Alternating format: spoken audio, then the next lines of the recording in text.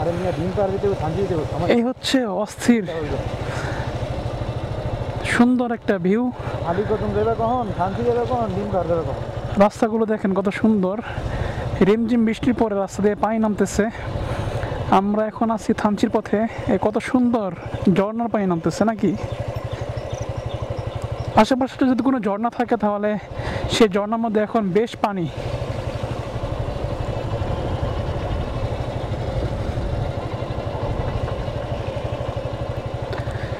জীবনটা সত্যি অনেক সুন্দর যদি জীবনকে উপভোগ করতে পারো। আমার সৃষ্টি যদি হয় এত সুন্দর, না জানি প্রভু তুমি কত সুন্দর প্রভু, কত সুন্দর।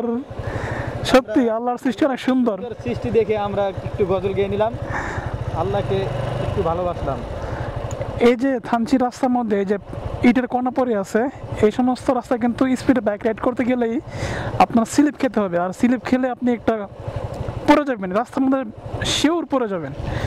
তো সাবধানে যাবেন, পাগলামি করার কোনো দরকার নাই, কারণ একটু ক্ষতি হয়ে একটু অসাবধানতা আপনার বড় একটা দুর্ঘটনা ঘটে যেতে পারে, এই আর কি।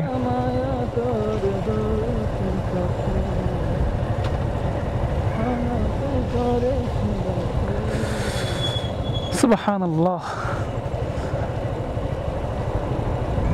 যারা ঘরে বসে বসে আছেন এই বৃষ্টির মধ্যে বের হয়ে যান, বাইক নিয়ে বেরোন, তাহলে আরো বেশি ফিল পাবেন। ওই দূর আকাশে মেঘ জমছে, এখান দিয়ে গাড়িগুলো ঢুকতেছে দেখতে পাচ্ছেন। আমরাও যাচ্ছি থানচির দিকে।